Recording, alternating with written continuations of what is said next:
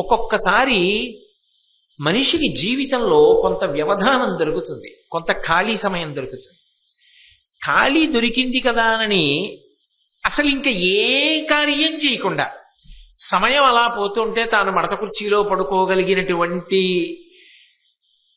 మనసున్నవాడు ఒకడు ఉంటాడు. ఎంతవరకు విశ్రాంతి అవసరమో, ఎంతవరకు వినోదం అవసరమో అంతవరకు వినోదాన్ని విశ్రాంతిని తీసుకోవడం వల్ల శరీరము మనసు బడలికని పోగొట్టుకుని ఉత్సాహాన్ని పొందుతాయి. ఆ విశ్రాంతి వినోదం అందించవలసింది.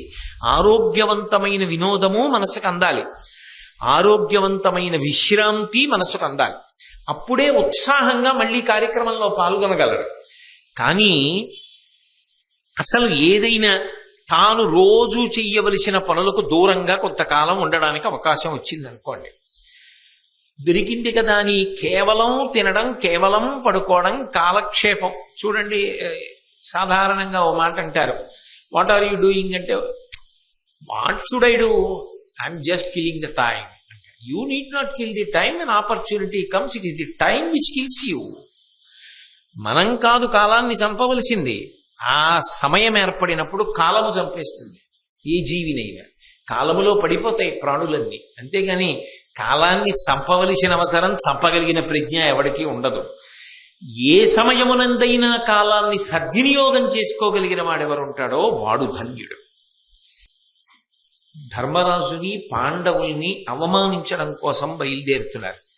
లోకంలో చూడండి, సాధారణంగా ఓ మాట అంటారు, ఏదైనా నెపం చెప్పవలసి వచ్చిందనుకోండి, ఒక సాకు చెప్పవలసి వచ్చిందనుకోండి, ఏదో ఒక పవిత్రమైనటువంటి విషయాన్ని చెప్పారనుకోండి, ఎవడో ఓ 4 రోజులు కార్యాలయానికి వెళ్ళలేదు, 4 రోజులు వెళ్లకుండా తర్వాత వెళ్ళి సెలవిస్తే అధికారి దెబ్బలాడతాడేమో అనిపించి ఏం చెప్తే బాగుంటుందంటావు అన్నాడు అనుకోండి, తిరుపతి వెళ్ళానని చెప్పి దేవుడి మీద ఉన్న నమ్మకంతో కాదనర్లి అంటే ఏమంటాడు, వద్దులే అంత అబద్ధం వద్దు, తిరుపతి వచ్చాను అని మాత్రం అబద్ధం ఆడి సెలవు తీసుకోండి. ఎందుకనంటే భగవంతుడికి తెలుసు కదా, ఆయన పేరు చెప్పి అబద్ధాలు ఎందుకు, అదొద్దు ఇంకేమన్నా చెప్పంటాడు. అంటే కనీసం చిన్న సెలవు విషయంలోనైనా సరే పవిత్రమైన విషయాల్ని అడ్డు పెట్టుకోవడానికి అంగీకరించారు. మీ నాన్నగారికి ఒంట్లో బాగులేదని చెప్పి, మీ అమ్మగారికి ఒంట్లో బాగులేదని చెప్పి అంటే అంగీకరించారు. అసలు సెలవు పెట్టకుండా మానేయడమే తప్పు. ఇవన్నీ చెప్పడం కన్నా నేను మానేయడం పొరపాటు అయిపోయిందండి, ఇంకెప్పుడు ఇలా చేయను అనో మాట చెప్పేస్తానయ్యా అంటాడు. అది సహృదయం. కానీ అసలు తెగింపు అన్న మాటకు అర్థం ఏమిటంటే, ఎంత పవిత్రమైన విషయాన్నైనా సరే తన స్వార్థం కోసం వాడుకోవడం. ఇక్కడ కర్ణుడు చెప్తున్నటువంటి ఆలోచన వెనక ప్రణాళిక నెరవేరడం కాదు, తన ఈప్సితము నెరవేరడానికి ఎంత పవిత్రమైనటువంటి విషయాన్నైనా సరే అడ్డు పెట్టగలడు. అంటే అది దిగజారుడుతనం కదా.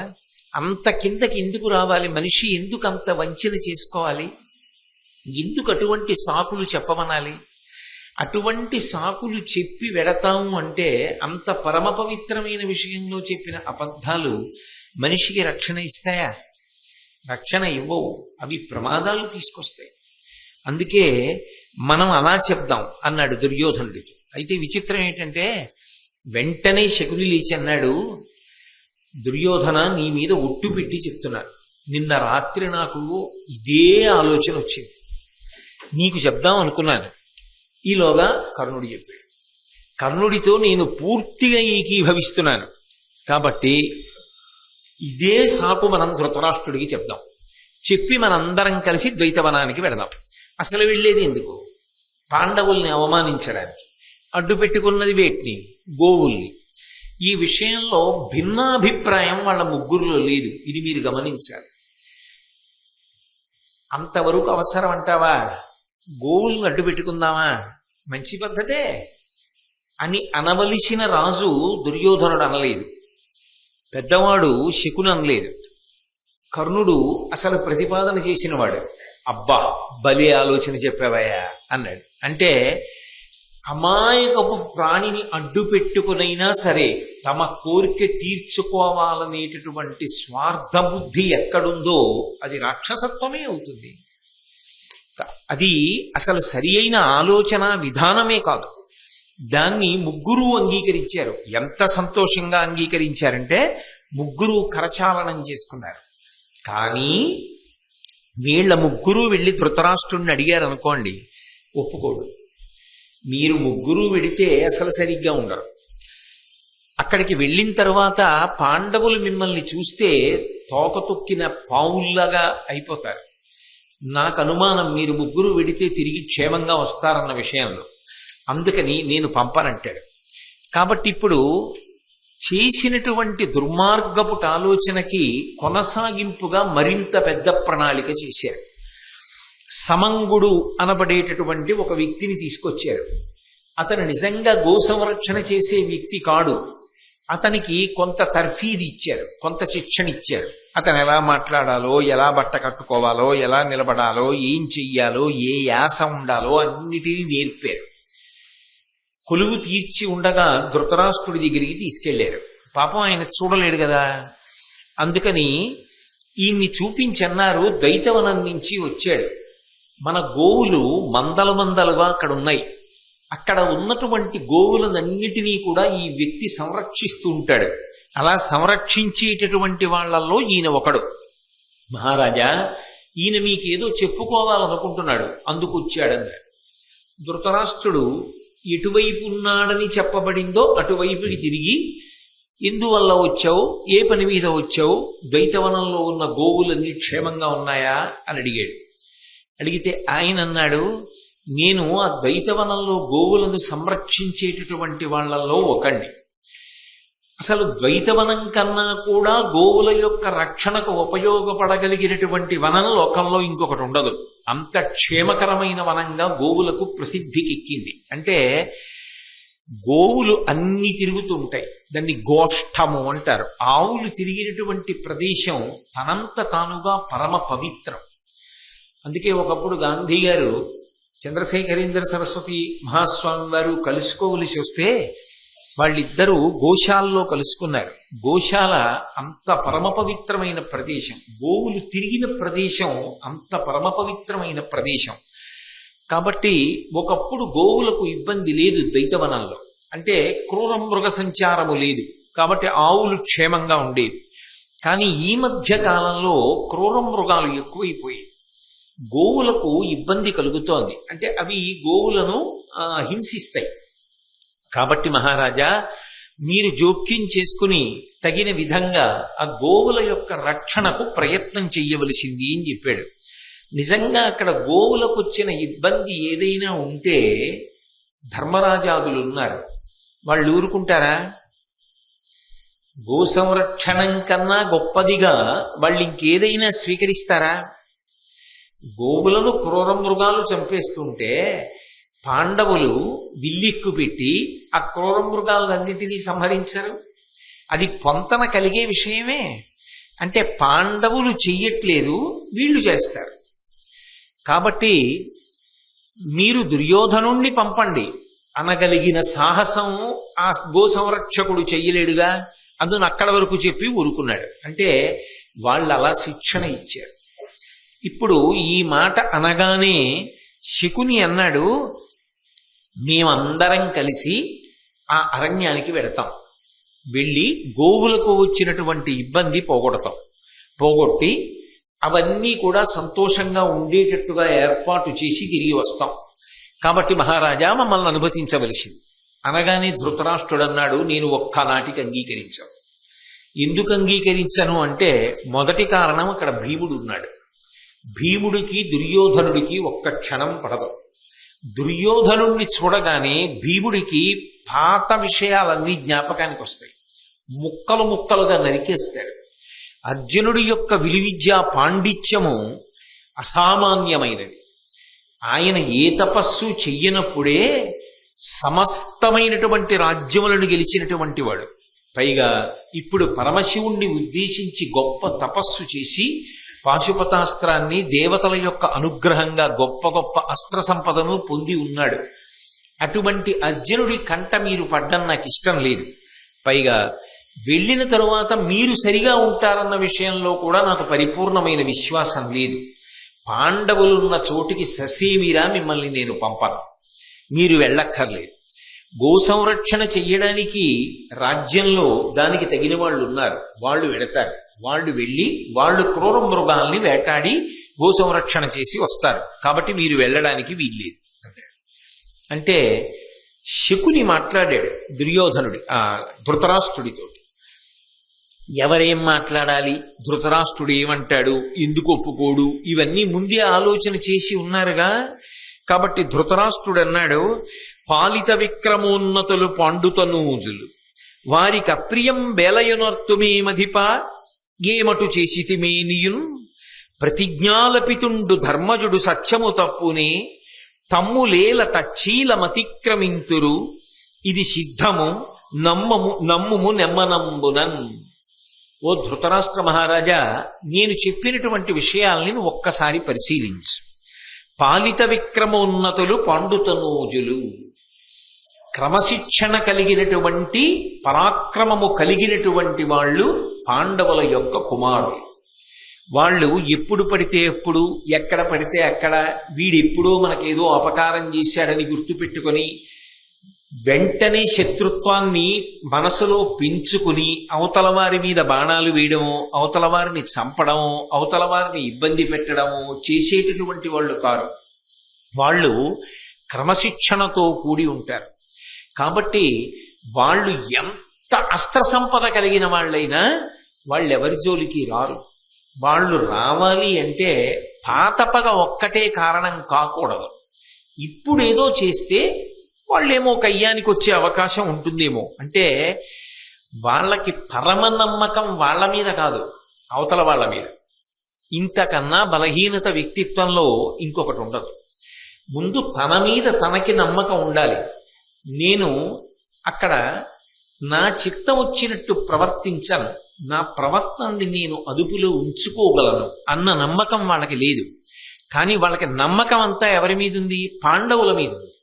పాండవుల మీద అంత నమ్మకం ఉన్నవాళ్ళు, అంత క్రమశిక్షణ కలిగిన వాళ్ళని తెలిసిన్నప్పుడు, అంత ధర్మాత్ములని తెలిసిన్నప్పుడు వాళ్ళ రాజ్యం కొల్లగొట్టి వాళ్ళ భార్యను అవమానించి వాళ్ళని అరణ్యాలకి పంపించి ఎలా బాగుపడదామని అనుకున్నారు?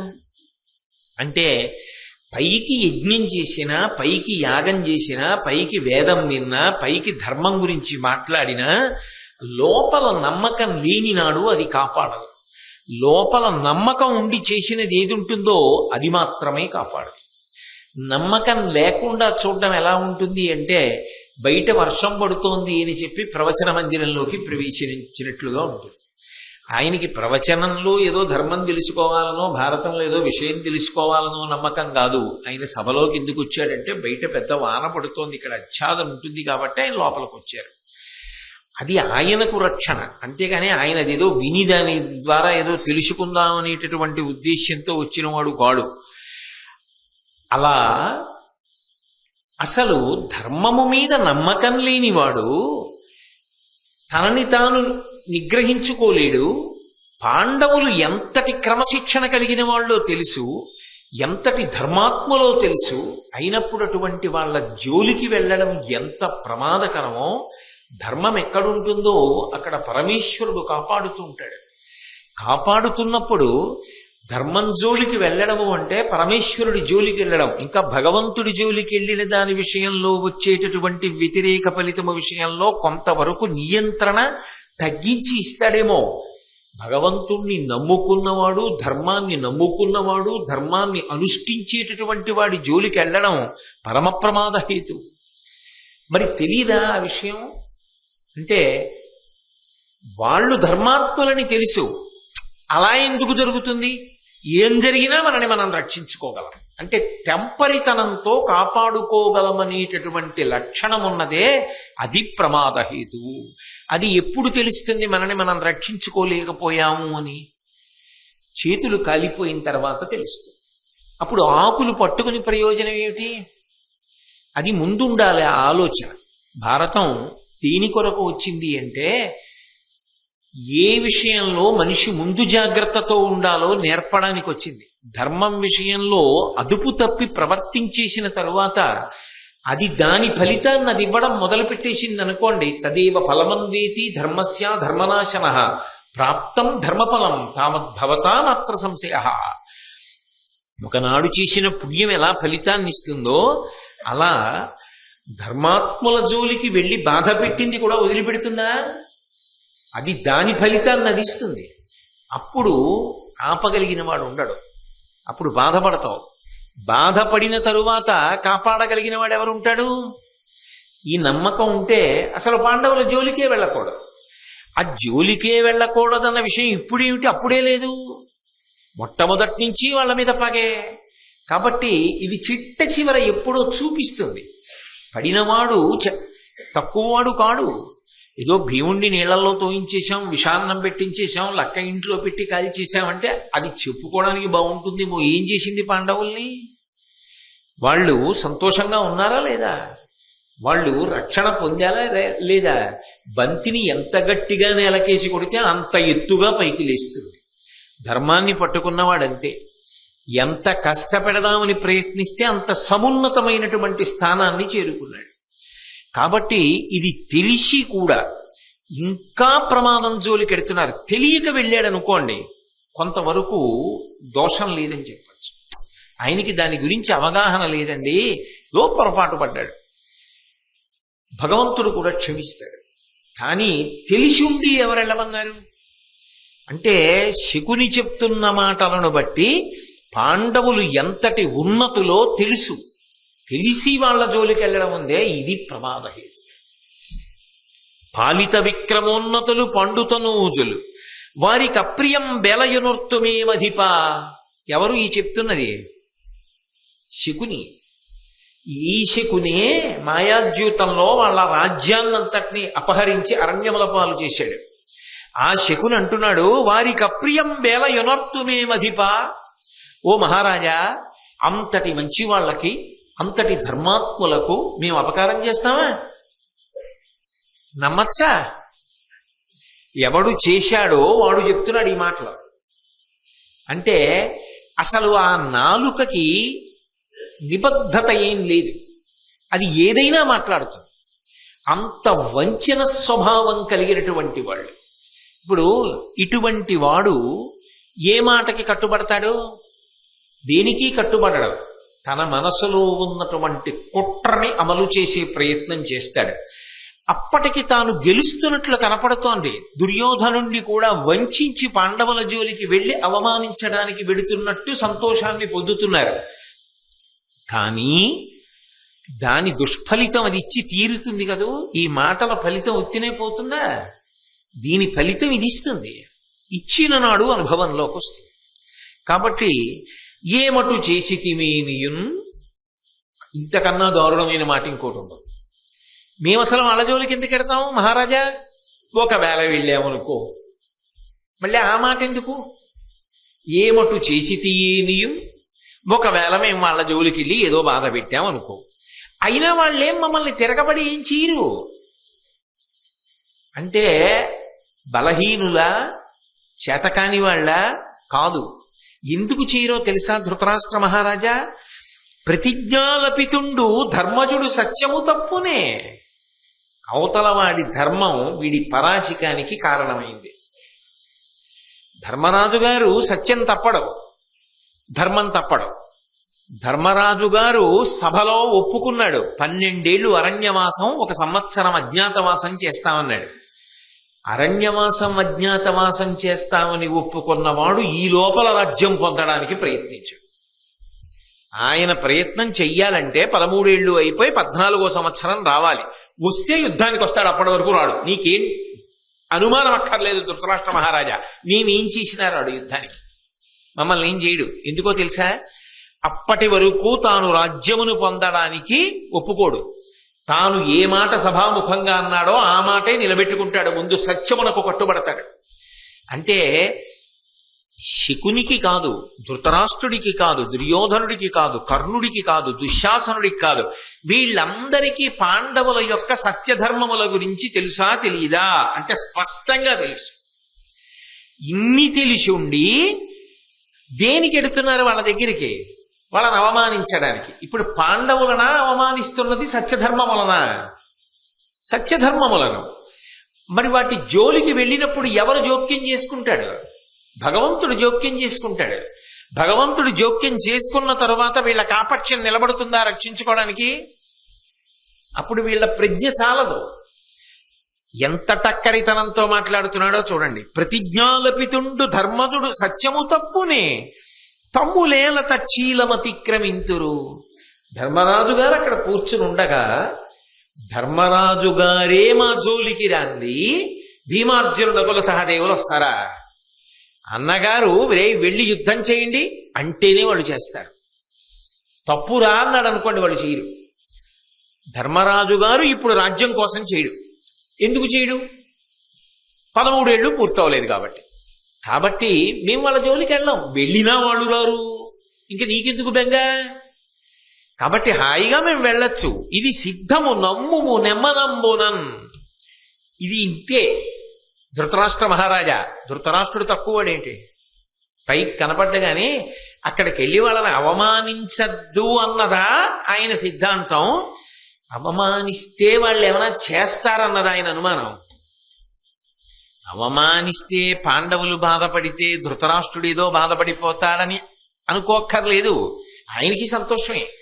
కానీ ఆయన బెంగల్లా ఏమిటంటే అసలే అవమానంతో బుసలు కొడుతున్నారు కదా, ఇప్పుడు వీళ్ళు వెళ్ళి ఏమైనా చేస్తే చటుక్కున బాణాలు వేసి చంపేస్తారేమో అని భయం. ఎప్పుడు వెళ్ళడానికి ఒప్పుకుంటాడు? వెనక భీష్మద్రోణులు కూడా వెడితే ఒప్పుకుంటాడు. భీష్మద్రోణులు ఎందుకు వెళ్తారు?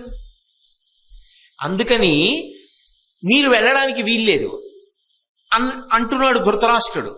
ఏ బుద్ధితో ధృతరాష్ట్రుడు అంటున్నాడో శకునికి తెలుసు. అందుకని ఆ బుద్ధికి విరుగుడు చెప్తున్నాడు.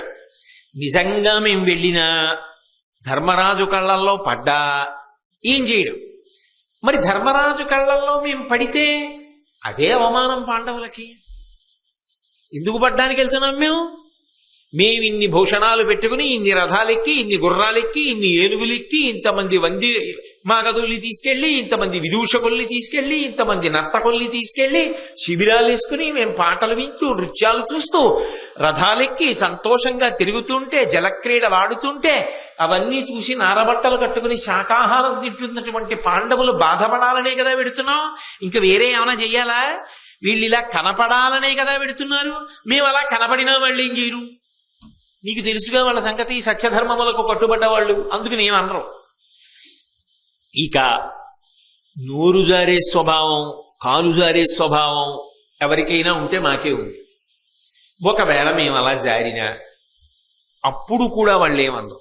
ఎందుకందరో తెలుసా? నువ్వు ఏడుస్తావని. పెద్దనాన్నగారు ఏడుస్తాడు, మన సోదరులరా, తప్పురా, అంతలా శిక్షించకండిరా, చంపకండిరా అంటాడు. ఆ మాట అనాలంటే అది ధర్మయుద్ధ భూమి అయి ఉండాలి. అది ఇప్పుడు రాదు, 13 ఏళ్ల తర్వాత వస్తుంది. వాళ్ళు మళ్ళీ అజ్ఞాతవాసంలో మనకి దొరకకపోతే. కాబట్టి ధృతరాష్ట్ర మహారాజా దేనికి భయపడుతున్నావు అంటే, ఇప్పుడు మీరు ఒకటి ఆలోచించండి. ఇప్పుడు శకుని చెప్తున్న మాటల్లో వారికి అప్రియం వేలయొనర్తుమే మధిపా, వాళ్ళ జోలికి మేము ఎందుకు ఎడతాం? నమ్మచ్చా? ధృతరాష్ట్రుడు నమ్ముతాడా? ఆయనేగా ఆడించింది జూదం అంతా. నమ్ముతాడా? నమ్మడు. కానీ దేని నమ్ముతాడు అంటే, ఏమటు చేసితిమేనియున్ ప్రతిజ్ఞాలపితుండు ధర్మదుడు సత్యము తప్పునే, ఇది నమ్ముతాడు. మేము తప్పు చేసినా కూడా ధర్మరాజు గారు మమ్మల్ని ఏమీ చెయ్యడు. ఎందుకు చెయ్యడంటే చేతకాక కాదు, చేతనైన వాడే. నిజంగా చెయ్యాలంటే చేసేయగలడం. కానీ సత్యధర్మములకు కట్టుబడి ఉంటాడు, అందుకు చెయ్యడు. అంటే అవతల వాడి సత్యధర్మములు వీడికి బలహీనంగా కనబడ్డాయి. ఆయన ఎందుకు తిరగబడడు? నిజంగా అర్జునుడో నిజంగా భీముడో తిరగబడితే మనం నిలబడమన్న విషయం వీళ్ళకి తెలుసు, శకునికి. కానీ ఎందుకు తిరగబడడు? సత్యధర్మముల వలన తిరగబడడు. అంటే అవతలవాడి సత్యధర్మములు ఈయనకి లోకువుగా కనబడ్డాయి. అలా కనపడితే ఎవరు జోక్యం చేసుకోవాలి? భగవంతుడు జోక్యం చేసుకుంటాడు. వీళ్ళు చేసేది కనపడుతుంది, భగవంతుడు చేసేది కనపడదు. కనపడకుండా ఫలితం ఇస్తాడు. భగవంతుడికి ఉన్న గొప్పతనం ఏమిటో తెలుసా? ఎదురుగుండా వచ్చి ఏమయ్యా నువ్వు ఆ తప్పు చేశావు కదా, మరి నీకు ఆ తప్పుకి మేము ఫలితం ఇవ్వాలి కదా, అందుకని నేను నీకు ఈ ఫలితాన్ని ఇస్తున్నానని చెప్పి ఇవ్వడు, ఏదైనా వెనక నుండి ఇస్తాడు. కాబట్టి ఈశ్వర జోక్యము కనపడదు. ఈశ్వర జోక్యం ఎప్పుడు కనపడుతుంది? ఫలితం వచ్చాక కనపడుతుంది. ఎందుకు కనపడుతుంది? ఎందుకురా ఇలా అయిపోయాం అని బాధ వస్తే చేసిన పాపం కట్టి కుడుపుతోందని అప్పుడు గుర్తొస్తుంది, అప్పుడు వాడు జ్ఞాపకానికి వస్తాడు. అదే జరుగుతుంది కథలో అనడానికి సంకేతం. ఈ ఒక్క పద్యాన్ని అడ్డుపెట్టి ఆలోచించినప్పుడు ఇలా బ్రతకకూడదు మనిషి, ఇది బ్రతకవలసిన విధానం కాదు, అలా ఉండవద్దు. ఇంత పవిత్రమైన వస్తువులను అడ్డుపెట్టుకుని స్వార్థాన్ని నిలుపుకునేటటువంటి ప్రయత్నం కానీ, లేదా అవతల వారి సత్యధర్మములు చేతకానితనముగా భావించి అవమానించే ప్రయత్నములు కానీ చేయకూడదు అన్నది ఈ పద్యం యొక్క సారాంశం. ఇన్ని విని ధృతరాష్ట్రుడు అన్నాడు, అలా అంటావా, కాబట్టి మిమ్మల్ని పంపించచ్చు అంటావా? కొద్దిగా మెత్తపడి ఆలోచిస్తున్నట్లుగా శకునికి కనపడింది. ఇప్పుడు వాళ్ళేం చెయ్యరన్న విషయంలో నమ్మకం వచ్చిందిగా. ఇప్పుడు రెండో మాట చెప్తున్నాడు. రెండో మాట ఏమిటి? తన కొడుక్కి ఏది సంతోషకరమో అది కాదంట. పాండవులు ఏం చేయరు తెలిసిపోయింది. ఇప్పుడు తన కొడుక్కి సంతోషకరమైన విషయం ఏమిటి అంటే, ఆ సమంగుడు అన్న ఆయనతో చెప్పించారుగా, వేటాడడం. వేటాడడం విషయంలో ఇంకా తమకంతో ఎలా వేటాడతాడు అంటే స్వభావంలో ఉన్నటువంటి లక్షణమే కాదు ఈ దుర్యోధనుడికి. కాబట్టి మాకును చిత్తంబుల మృగయా కౌతికమతిశయిల్లినది గోగణ రక్షాకరణము కార్యంబటే ఏ కీడును ఏలపొందు ఇందు మహీషా. ఓ ధృతరాష్ట్ర మహారాజా, నువ్వు బాగా ఆలోచించు. మాకును చిత్తంబుల మృగయా కౌతుకమతిశయిల్లినది. నాకు, దుర్యోధనుడికి, కర్ణుడికి, దుశ్శాసనుడికి, మా అందరికీ కూడా అరణ్యానికి వెళ్ళి వేటాడాలనేటటువంటి కోరిక బలంగా మనసులో ఉంది. నువ్వు అనుమతిస్తే కదా నీ కొడుక్కి మిగిలిన వాళ్ళకి ఉన్న సరదా తీరుతుంది. పిల్లల సరదా కడ్డుపడతాయేంటి? అమ్మో ఇంకేమైనా ఉందా? ఊరుకుంటాడా ధృతరాష్ట్రుడు? దుర్యోధనుడికి అడ్డొచ్చి ఆయన సంతోషం అన్నది కాదన్నమే. అలా అనకేగా పాడు చేసుకున్నాడు పిల్లల్ని. కాబట్టి గోగణ రక్షాకరణము కార్యం బటే, మేము వెడుతున్నది దేనికి? ఆవుల్ని రక్షించడానికి. అదే నిజంగా వెడుతున్నది.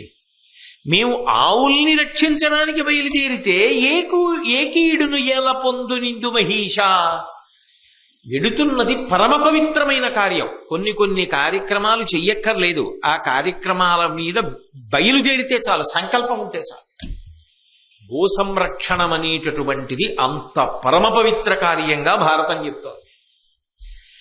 గోవుల్ని రక్షించడం, గోశాల కాపాడడం, గోవులను ఇబ్బంది లేని స్థితిలో నిలబెట్టడం, అలా చెయ్యాలన్న ఆలోచన మనసులో కలిగి ఉండడం, ఇవన్నీ తన వరకు సరిపోయే పుణ్యాలు కావు, తన వంశాన్ని కూడా కాపాడగలిగిన పుణ్యాలు. అంత గొప్ప పుణ్యకార్యం మేము సంకల్పం చేసి వెడుతుంటే మాకెందుకు కీడు కలుగుతుందయా? నిజమే, నువ్వు అందుకే వెడితే కీడు కలగదు, అందుకు వెడుతున్నాడా? అది సాకుగా వెడుతున్నాడు.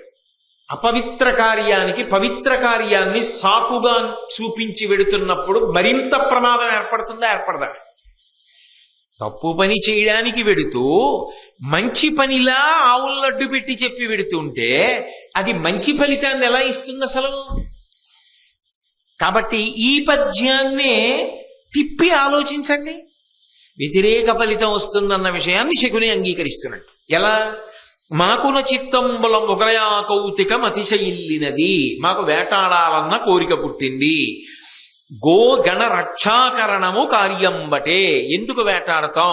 ఆవుల్ని రక్షించడం కోసం వేటాడడానికి వెళ్ళాలని అనుకుంటున్నాం. నిజంగా అందుకెడుతున్నారా? లేదుగా. పాండవుల్ని అవమానించడానికి వెళ్తున్నారు. గోవుల్ని ఎందుకు రక్షిస్తారు? ధర్మమునకు గోవు ఆలవాలము. ఓ యజ్ఞం చెయ్యాలనుకోండి, ఆవు పాలు కావాలి, ఆవు పాల నుంచి తీసిన నెయ్యి కావాలి. భూమిని శుద్ధి చెయ్యాలనుకోండి, గోమయం కావాలి. ఒక వ్యక్తి పెద్ద కార్యానికి యాజమాన్యంలో కూర్చోవాలనుకోండి, పంచగవ్య ప్రాశనం చేయించాలి. వీటన్నిటికీ ఆవు ఉండాలి. ఆవు లేకుండా సాధ్యం కాదు. ధర్మము ఆవు మీద ఆధారపడింది. అందుకని ఆవుని రక్షించడం, ఆవుని కాపాడడం ధర్మాన్ని కాపాడడానికి హేతువు అవుతోంది. అంత గొప్పది గోసంరక్షణం అయినప్పుడు గోవుల్ని రక్షించడానికి, క్రూర మృగాల్ని వేటాడడానికి వెడుతూ ఉంటే మాకు ఆపద ఎందుకు కలుగుతుంది? అదే నిజం. గోవులు ధర్మమును కాపాడడంలో ప్రధానం కాబట్టి గో సంరక్షణము ఉత్తమ ఫలితాలను ఇస్తోంది. గోవులతో తుల్యమైన వాడు ధర్మరాజు గారు. రాశీభూతమైన ధర్మం అవతల. ధర్మరాజు గారిని అవమానించడానికి వెడుతూ గోవుల్ని నెపంగా పెట్టుకుని వెడుతున్నప్పుడు మాకు ఉత్తమ ఫలితములు వస్తాయా అన్నది కూడా పద్యంలోనే అంతర్లీనమా కాదా? ఎలా వస్తాయి? మరి నోటి మాట చెప్పేటప్పుడు లోపల నమ్మకం లేకపోతే ఎలా? ఆ లోపల నమ్మకం లేనితనం అంటే రుజుత్వం లేదు. పెద్ద పెద్ద విషయాల్ని స్వార్థ ప్రయోజనానికి వాడుకుంటున్నాడు. ఇది ప్రమాదకరము, గర్హనీయము అయిందా లేదా? అయింది. కాబట్టి ధృతరాష్ట్రుడు అన్నాడు, అప్పటికి ఆయనకి ఇందులో ప్రమాదం లేదు అని అనిపించింది. ఆయన ఏం లెక్క కట్టుకున్నాడంటే, వీళ్ళు వెళ్ళిన తర్వాత వీళ్ళు ఊరికే ఉంటారా, పాండవుల కళ్ళల్లో పడతారు. పడినా ఒకటి మాత్రం నిజం, శకుని చెప్పింది నిజం. వాళ్ళు తొందరపడి యుద్ధానికి రారు, వీళ్ళని చీరు. కాబట్టి పర్వాలేదు. పాండవులు మాత్రం మనసులో బాధపడితే నాకు ఆనందమే. అందుకని అన్నాడు, సరే వెళ్ళిరండి, తొందరగా వెళ్ళి తొందరగా వచ్చి ఎక్కువ రోజులు అక్కడ ఉండదు అని అనుమతినిచ్చాడు. అనుమతి అంటూ వచ్చింది కదా, చాలు. ఇంకా వాళ్ళ కార్యం వాళ్ళు జరిపేస్తారు. కాబట్టి హస్తినాపురం అంతా చాటింపు వేశారు. మేమందరం ఘోషయాత్రకు ఎడుతున్నాం, వచ్చేవాళ్ళు ఎవరైనా ఉంటే రండి అన్నారు. ఆ కౌరవులందరూ కూడా మంచి మంచి బట్టలు కట్టుకున్నారు. ఆ రాణులందరూ కూడా మంచి మంచి బట్టలు కట్టుకున్నారు. ఉత్తమమైనటువంటి భూషణాలన్నీ అలంకారం చేసుకున్నారు. మైపూతలు పూసుకున్నారు ఒంటికి. మంచి మంచి వాహనాలన్నీ ఎక్కారు. బోరెడంత మంది పరివారం వెంట బయలుదేరారు. 8,000 రథాలలో బయలుదేరారు. 30,000 ఏనుగులు వెంట నడుస్తున్నాయి. 90,000 ఉత్తమ జాతి గుర్రములు నడుస్తున్నాయి. 1,00,000 మంది భటుల్ని తీసుకెళ్లారు. ఆవుల్ని కాపాడడానికి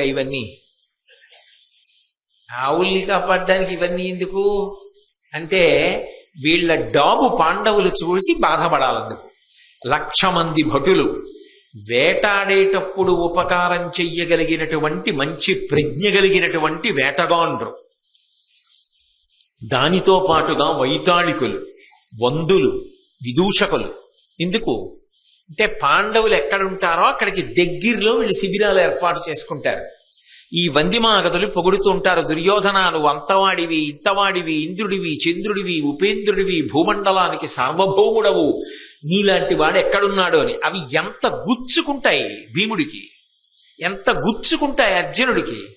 ఈ రాణుల యొక్క పటాటోపం చూసి ద్రౌపదీదేవి మనసు ఎంత కుందుతుంది. అది కావాలి. దానికి అనుగుణంగా ఏర్పాటు చేసుకుని ఇంతమందితో బయలుదేరారు. అందులో నటులు, విదూషకులు నవ్విస్తూ ఉంటారు. విదూషకులు నవ్విస్తుంటే ఏడుస్తున్న వాడికి ఎంత బాధగా ఉంటుంది. మనం కూడా ఇది అనుభవించవలసిన వాళ్ళం, ఇవాళ ఏ స్థితిలో ఉన్నాం అని బాధపడ్డా. అందుకని విదూషకుల్ని తీసుకెళ్లారు.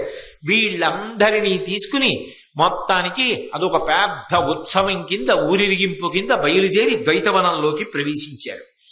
కొంత దూరం వెళ్ళారు. వెళ్ళిన తరువాత శిబిరములు వేశారు. అందులో అందరూ విడిది చేశారు. ఆ గోవులని సంరక్షించేటటువంటి వాళ్ళని పిలిచారు. ఎన్ని గోవులు! ఆ అరణ్యం అంతా రంగురంగుల గోవులు, రకరకాల మచ్చలు కలిగిన గోవులు, రకరకాల ముట్టి కలిగిన గోవులు. వీటన్నింటినీ చూశారు. వాటికి ఆపదీది ఎందుకుంటుంది?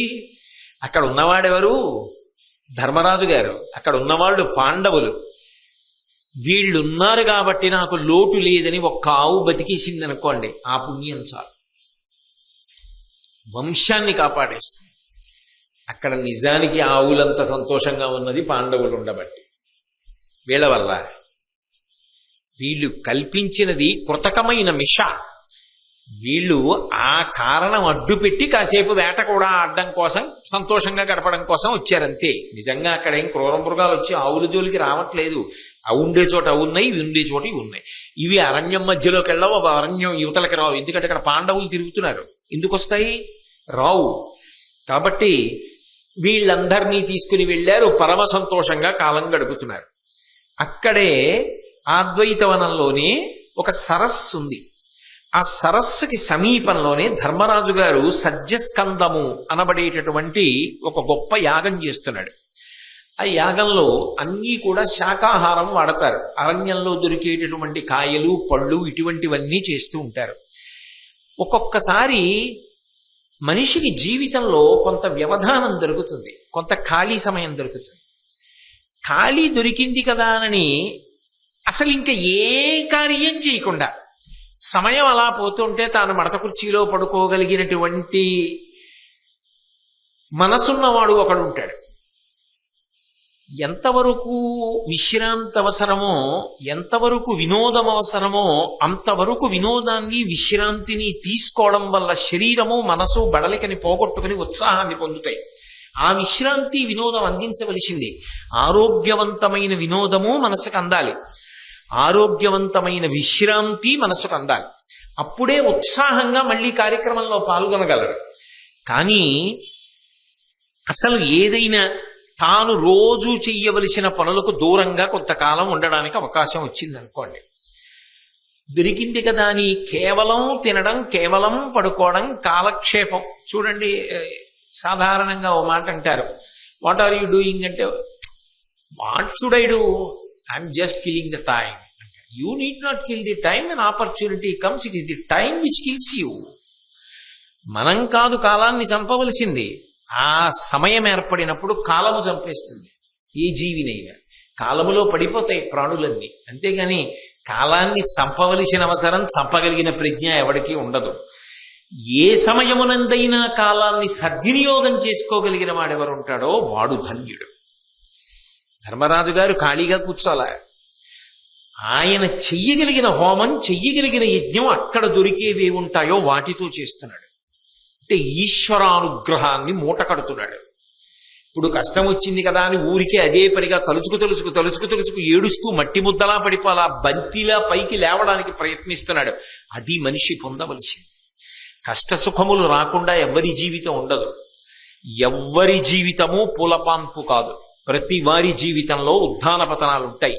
కష్టము వస్తుంది, సుఖము ఉంటుంది. కానీ ఒక కష్టం వచ్చింది అని చెప్పి నేల వాలిపోకూడదు. నీ కర్తవ్యాన్ని నువ్వు నిర్వహించుకుంటూ వెళ్ళిపోవడంలో నువ్వు అదే పూనికతో ఉండాలి. ఆ పూనిక నశించడానికి మాత్రం వీలు లేదు. అది ఉండవలసినటువంటి ప్రజ్ఞ. ఆ ప్రజ్ఞ కొరవడిపోయిందనుకోండి, మనిషిలో భూమి మీద పడిపోతాడు. అందుకే ధర్మరాజు గారు ఊంచుకున్నాడు. ఆయన ధర్మము ఆయన ఊంచుకోవడానికి కారణమైంది. ఏ ఈశ్వరుడు నాకు కష్టాలిచ్చాడన్న భావనతో ఆయన కుందవచ్చో ఆ భావనే పక్కన పెట్టి ఈశ్వరానుగ్రహాన్నే మూట కడుతున్నాడు. అందుకని యాగం చేస్తున్నాడు. చేసేటప్పుడు సద్భావనతో చేస్తున్నాడు. అందులో డాంబికం గాని, పటాటోపం కాని, అట్టహాసం గాని, లేకపోతే అది ఏదో 10 మంది చూసి తనకో పేరో ప్రఖ్యాతో రావాలనో ఆయన చెయ్యట్లేదు. అందుకే కొన్ని తేజస్సుని పెంచడానికి, ధర్మానుష్ఠానము కొరకు చేసేటటువంటి పనులు 10 మంది యొక్క మెప్పు కొరకు చేసేవి కావు. నేను ఇంట్లో చేసుకునే పూజ పరమేశ్వరానుగ్రహమును పొందడానికి. అంతేకాని నేను చేస్తున్న పూజ నలుగురు ఎవరైనా చూస్తున్నారా, చుట్టలేదా అని బెంగెట్టుకు చేయకూడదు. అది కేవలముగా ఆత్మోన్నతి కొరకు చెయ్యాలి. ధర్మాచరణం అంతే. ధర్మాచరణము ఎవరో మెచ్చుకుంటారని కాదు, ధర్మాచరణము నీ కొరకు నువ్వు చెయ్యాలి అంతే. కాబట్టి మహానుభావుడు ధర్మరాజు గారు అక్కడ కూర్చుని కూడా సజ్జస్కందము అనబడేటటువంటి యాగం చేస్తున్నాడు. వీళ్ళందరూ కూడా అక్కడికి వెళ్ళారు.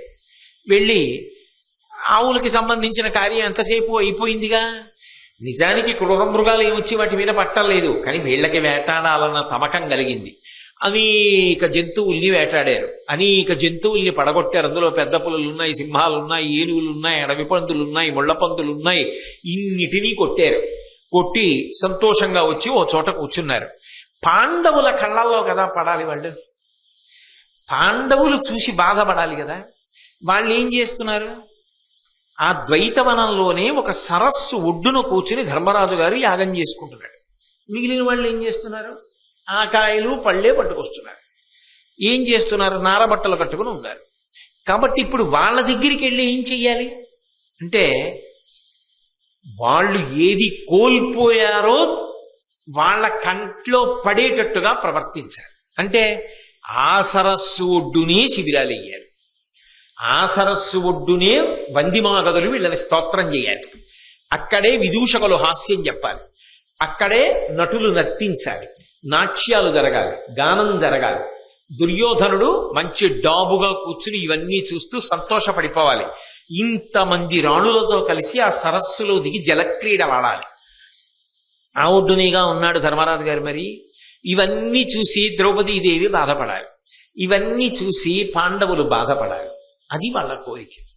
అందుకని ఆ సరస్సు ఒడ్డునే రేపటికి శిబిరాలు వేసి సిద్ధం చెయ్యండి, అందులో జలక్రీడలు, ఆ ఒడ్డుని శిబిరాలలో మనం అందరం కూడా సంతోషంగా గడపడం అని దుర్యోధనుడు ఆజ్ఞ జారీ చేశాడు. వెంటనే భటులు వెళ్ళి అక్కడ శిబిరములను ఏర్పాటు చేయడానికి సిద్ధం చేస్తున్నారు. ఇంతలో కొంతమంది గంధర్వులు వచ్చారు. వీళ్ళు ఏదో 4 గుంజలు పాతే ప్రయత్నం చేశారు. గంధర్వులు వచ్చన్నారు, ఏం చేస్తున్నారు ఇక్కడ అన్నారు. దుర్యోధన మహారాజు గారు అరణ్యంలోకి వచ్చాడు. ఆయన ఇక్కడ సంతోషంగా గడపాలనుకుంటున్నాడు. రేపు జలక్రీడలకు వస్తున్నాడు, ఇక్కడ విందు వినోదాలు ఉంటాయి, అందుకని చెప్పి ఇదంతా మేము శిబిరాలు ఏర్పాటు చేస్తున్నాం, పందిళ్లు వేస్తున్నాం, రంగస్థలాలు కడతాం అంటే వాళ్ళన్నారు అలా కుదరదు. చిత్రసేనుడు అని ఒక గంధర్వరాజు గారు ఉన్నాడు, ఆయనది ఈ సరోవరం, ఆయన ఇక్కడ జలక్రీడలు ఆడతాడు, ఆయన వినా ఇతరులు రావడానికి వీల్లేదు, కాబట్టి పందిళ్లు గిందిళ్లు పీకేయండి రాట్లన్నారు. వాళ్ళు వెళ్ళి దుర్యోధనుడికి చెప్పారయ్యా, అక్కడ ఎవరు వేయకూడదట రాట్ల విని, అది గంధర్వరాజు గారిదిట, వాళ్ళు వెయ్యనివ్వట్లేదు, మేము వేసినా వాళ్ళు పీకేస్తున్నారు, అందుకని మీ దగ్గరికి వచ్చామన్నారు. ఆయనకి కావలసిందే ఆ సరస్సు. పోన్లేరాది గంధర్వుడిది అయితే ఇంకో సరస్సు చూడండి. అరణ్యంలో సరస్సులే ఉండవా? బోలెడన్ని సరస్సులు ఉంటాయి. ఇప్పుడంటే కాకినాడ అయిపోయింది, కానీ దీని పేరు కోకనదము. కోకనదము అంటే ఎక్కడ చూసినా చెరువులే. చెరువుల నిండా అరవిరిసినటువంటి ఎర్ర కలువలతో ఉండేది ఈ పట్టణం. అందుకని ఎర్రటి కలువలతో కూడిన చెరువులతో ఉన్నటువంటి పట్టణం కాబట్టి దీన్ని కోకనదము అని కీర్తించారు. ఒకప్పుడు విదేశీయులు ఈ పట్టణానికి వచ్చి చూసి, అబ్బా ఇక్కడికి వస్తే ఈ చెరువులు, ఈ కలువలు, ఈ ప్రాంతం, ఈ పక్షులు, ఈ కోతలు, ఈ చెట్లు, ఈ వాతావరణం నవవసంత శోభావిత ప్రదేశంలా మాకు కెనడా గుర్తొస్తోందని కో కెనడా అని కీర్తించారు. అందుకే ఇప్పటికీ రైల్వే వాళ్ళ కోడ్లో సిఓఏ అని ఉంటుంది, కేకేడి అనో కేడిఏ అనో ఉండదు, సిఓఏ కో కెనడా అని ఉంటుంది.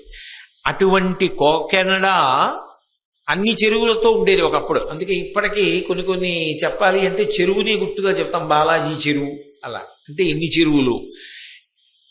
సరే, ఇప్పటి పరిస్థితి గురించి నేను మాట్లాడు. కనుక అరణ్యం అన్న తర్వాత చెరువులే తక్కువ, ఎన్ని సరోవరాలు ఉంటాయి.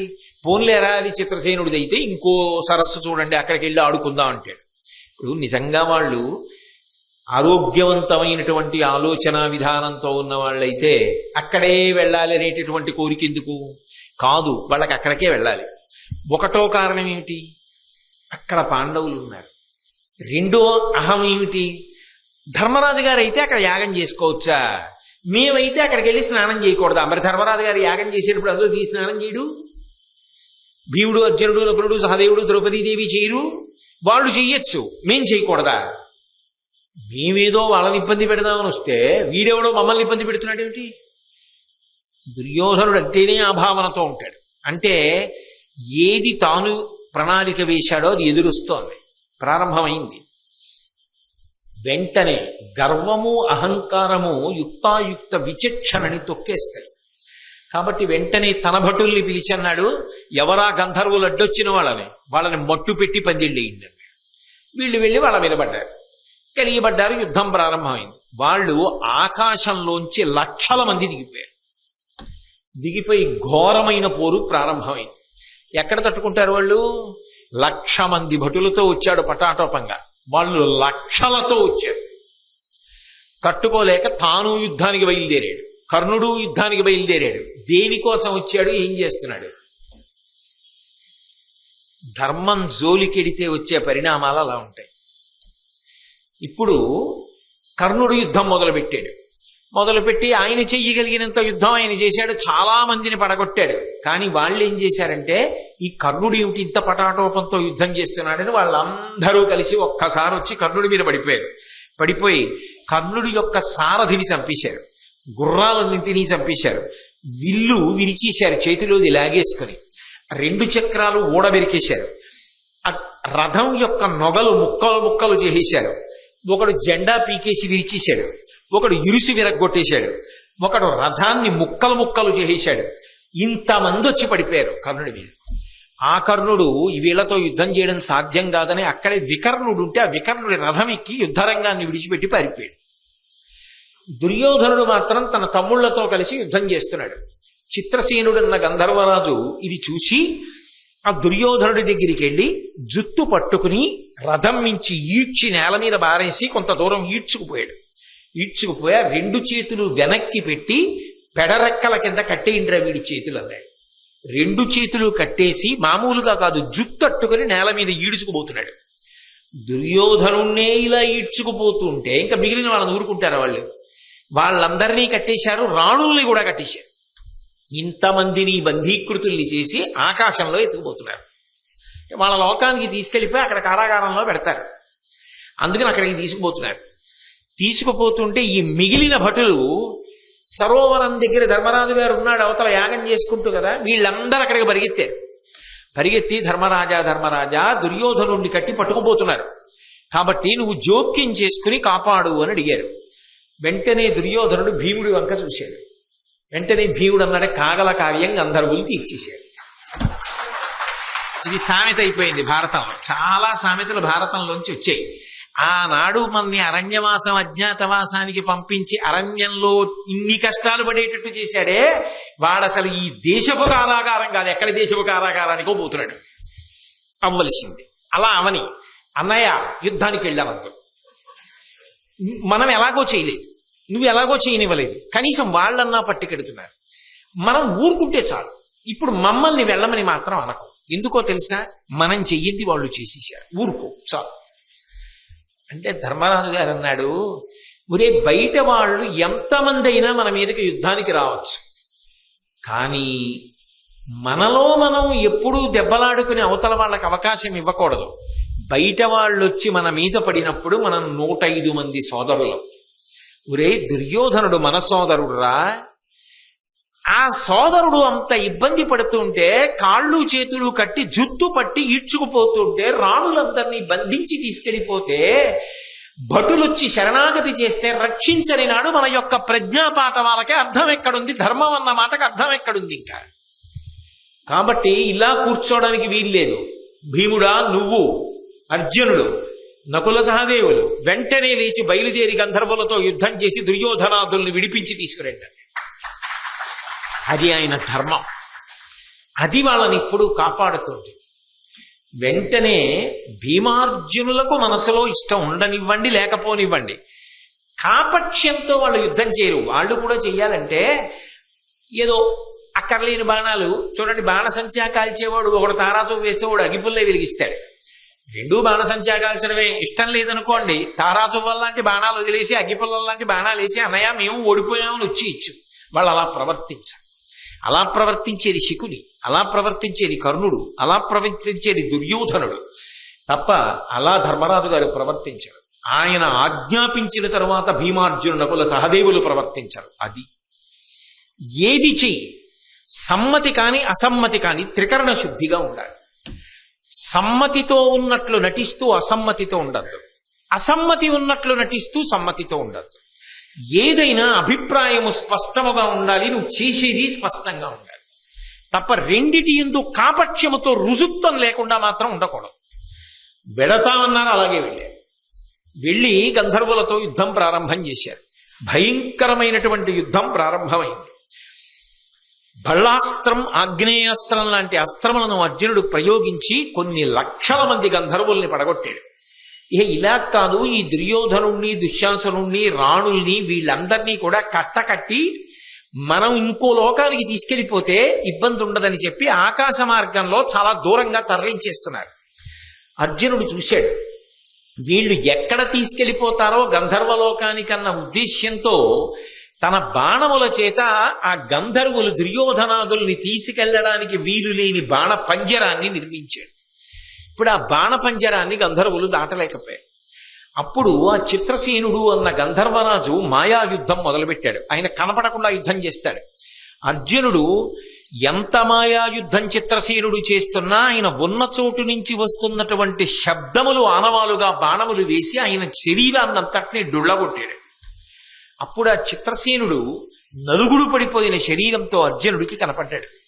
కనబడి, ఓ అర్జున, మనిద్దరం బాల్యమిత్రులం, నీకు అపకారం చెయ్యడం నా ఉద్దేశ్యం కాదు. నిజానికి ఈ దుర్మార్గపు దుర్యోధనుడు, ఈ శకుని, ఈ కర్ణుడు వీళ్ళు ఎందుకు వచ్చారో తెలుసా? ఘోషయాత్రకి వీళ్ళేదో అరణ్యానికి వచ్చి సంతోషంగా కాలక్షేపం చేయడానికో ఆవుల్ని కాపాడడానికో వచ్చిన వాళ్ళు కారు. మిమ్మల్ని అవమానించడానికి వచ్చారు. వీళ్ళు మిమ్మల్ని అవమానించడానికి వస్తున్నారన్న విషయాన్ని తెలుసుకున్న దేవేంద్రుడు వీళ్ళ పన్నాగం జరగకూడదని నన్ను పంపించాడు, వీళ్ళని బంధించి తీసుకురమ్మని. దైవము ఫలితమునిచ్చిన తరువాత కదా తెలిసింది. ముందు తెలిసిందా? తెలుస్తుందా? తెలీదు. అందుకని వీళ్ళని బంధీకృతుల్ని చేశాం. నువ్వు అనుమతించు, అడ్డుపడకవు. వీళ్ళని తీసుకెళ్లి దేవేంద్రుడి దగ్గర ప్రవేశపెడతా ఉన్నారు. అంటే అర్జునుడు అన్నాడు, మా అన్నగారి మాట ఉల్లంఘించడానికి వీల్లేదు. ఆయన ఆజ్ఞ శిరోధార్యం. మహానుభావుడు ధర్మరాజు. ఒరే, వెళ్ళి దుర్యోధనాదుల్ని విడిపించి తీసుకురండి అన్నాడు. నువ్వు దుర్యోధనాదుల్ని తీసుకుని మా అన్నయ్య దగ్గరికి రా, మా అన్నగారు ఏం చెప్తే చేద్దాం. సరే, వెంటనే తీసుకుని ధర్మరాజు గారి దగ్గరికి వచ్చారు. ధర్మరాజు గారు చిత్రసేనుడికి నచ్చ చెప్పి పంపించేశాడు. దుర్యోధనుడికి కట్లు విప్పేయమని భీమసేనుడితో చెప్పి కట్లు విప్పించి, మెత్తటి పులి చాలా గొప్పగా మాట్లాడతాడు. నాయన, ఇటువంటి సాహస కార్యక్రమాలు ఇప్పుడు చెయ్యకు సుమా. ఇటువంటి సాహస కార్యక్రమాలంటే ఎటువంటి సాహస కార్యక్రమాలు అర్థం కాదేంటి దుర్యోధనుడికి. ఎలాగో అలా బ్రతికి ప్రాణాలతో బయటపడ్డాడు. ఏ ద్రౌపదీదేవి తన రాణుల్ని చూసి మనసులో పొందాలనుకున్నాడో ఆ రాణులందరి వంక ద్రౌపదీదేవి మా ఆయన పెట్టిన భిక్ష, మీ ప్రాణాలు, మీ ఐదోతనం అని చూస్తుండగా వాళ్ళు సిగ్గుపడ్డారు. తాను ఏవేవి అనుకున్నాడో అవన్నీ ఎదురొచ్చి వాళ్ళందరూ బాధపడతారనుకున్నాడు. తను బాధపడ్డాడు. జీవితంలో పొందని అవమానం, అంత భయంకరమైన అవమానం పొందాడు. తిరుగులేదు. అర్జునుడిని చంపేస్తాడనుకున్న కర్ణుడు ఏమయ్యాడు? యుద్ధభూమిని విడిచిపెట్టి వికర్ణుడి రథం ఎక్కి పారిపోయాడు. నిజానికి విజయమో వీరస్వర్గమో వదిలిపెట్టి వెళ్ళిపోవడం సమర్థనీయం కాదు. ఏ కారణం చేత కూడా ప్రాణమే పోయినా యుద్ధం చేయవలసింది యథార్థానికి. కానీ మరి విడిచిపెట్టి వెళ్ళిపోయాడా లేదా? అయినప్పుడు ఇంత జరిగిపోయిన తర్వాత ఏడుస్తూ దిగులు పెట్టుకున్నటువంటి మనస్సుతో శిబిరానికి తిరిగి వచ్చాడు. ఏమీ చెయ్యలేక, ఎవరితో మాట్లాడకుండా, ఎంత పటాటోపంతో, ఎంత అల్లరి చేద్దామని వచ్చాడు. ఎంత పెద్దగా అక్కడ తన యొక్క వైభవాన్ని ప్రకటించాలని వచ్చాడు. అలాంటి వాడు రేపు శిబిరం ఎత్తి హస్తినాపురానికి వెళ్ళిపోవాలి. ఇంకా వెళ్ళిన తర్వాత ధృతరాష్ట్రుడంటే ఊరుకుంటాడేమో, ఊళ్ళో వాళ్ళు వీళ్ళని చూస్తూనే అవు పాపం, ఒంటి నిండా దెబ్బలు, బాగా వాచింది కూడాను, ఆ రాణుల ముఖాలు చూడండి ఎలా అయిపోయాయో, జుట్టు పట్టి ఇచ్చేశారట రాజుగారిని అని కథలుగా చెప్పుకుంటారా? చెప్పుకోరా? ఒకడా ఇద్దరా? ఎంతమందిని తీసుకొచ్చాడు? పైగా ఒక్కడే వస్తే ఇంకోలా ఉండరు. ఇది బాగా ప్రచారం చేయడానికి ఎంతమంది అవసరమో అంతమందిని తెచ్చుకున్నాడు. వీళ్ళందరూ వెళ్ళి చెప్పరు. మిగిలిన వాళ్ళు ఏదని అడిగితే వాళ్ళందరూ చచ్చిపోయారంటారు. ఎందుకు చచ్చిపోయారంటే చెప్పరు కానీ. మరి కర్ణుడు ఉన్నాడు కదరా మీ దగ్గరంటే, ఇంకెక్కడ కర్ణుడు ఎప్పుడో పారిపోయాడని చెప్పరు. దుర్యోధనుడు ఏం చేశాడంటే, ఏం చేయలేడు, జుత్తటు ఈడ్చుకుపోయారని చెప్పరు. మరి వీళ్ళు ఎలా బతికి వచ్చారంటే, ధర్మరాజు గారు కాపాడాడు, అర్జునుడు రక్షించాడని చెప్పరు. ఎవరి ప్రతాపాలు, ఎవరి పౌరుషాలు, ఎవరి గౌరవాలు ప్రచారంలోకి వస్తాయి, ఎవడు అవమానపడుతున్నాడు. ఇవన్నీ ఇంటికెళ్ళాలనేటప్పటికీ తలుచుకు ఎంత బాధ. అటు ఇంటికెళ్ళలేడు. అలాగనే అరణ్యంలోనే ఉండిపోతే ధర్మరాజుకి తనకి ఏమిటి తేడా? ఇది తను వేసుకున్నది, అది ఆయనకి తాను వేసింది.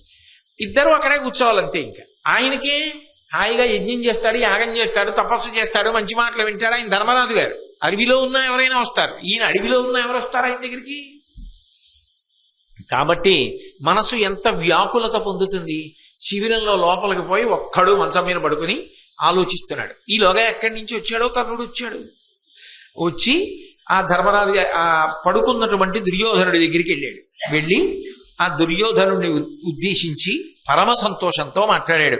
మనుజవరిణ్య చూడ అతిమానుషమమ్మెయి కయ్యమెందు కల్గునే పటు విక్రమాన్వితుల క్రోధ నిబద్ధుల కామరూపులం చెనయగవచ్చునే ఖచర సింహుల నీరికి అట్టి వారి నేపున దునుమాడి గెలిచితివి విభూతిలర్పగా నీవు తమ్ములు.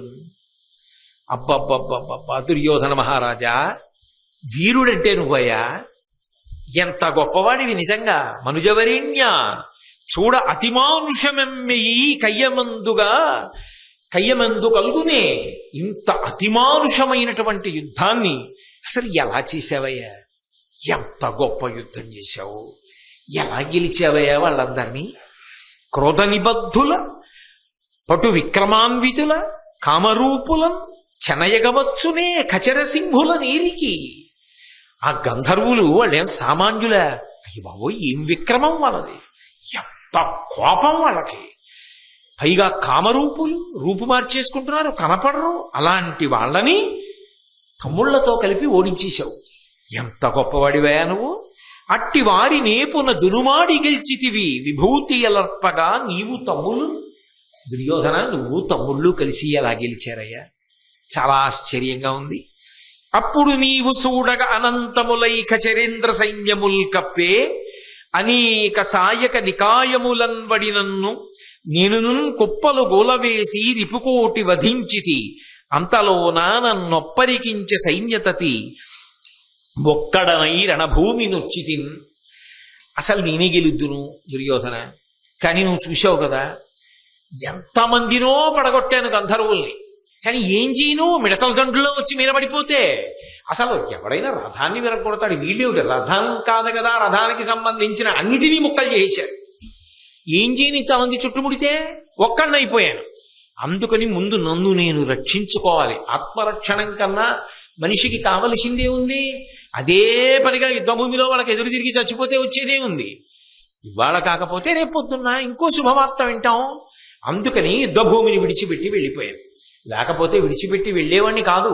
కానీ ఎంత గొప్ప యుద్ధం చేసావు దుర్యోధన! ఎలా గెలిచావయ్యా వాళ్ళని, ఎలా తిరిగి వచ్చావయ్యా నువ్వు మీ తమ్ముళ్ళు?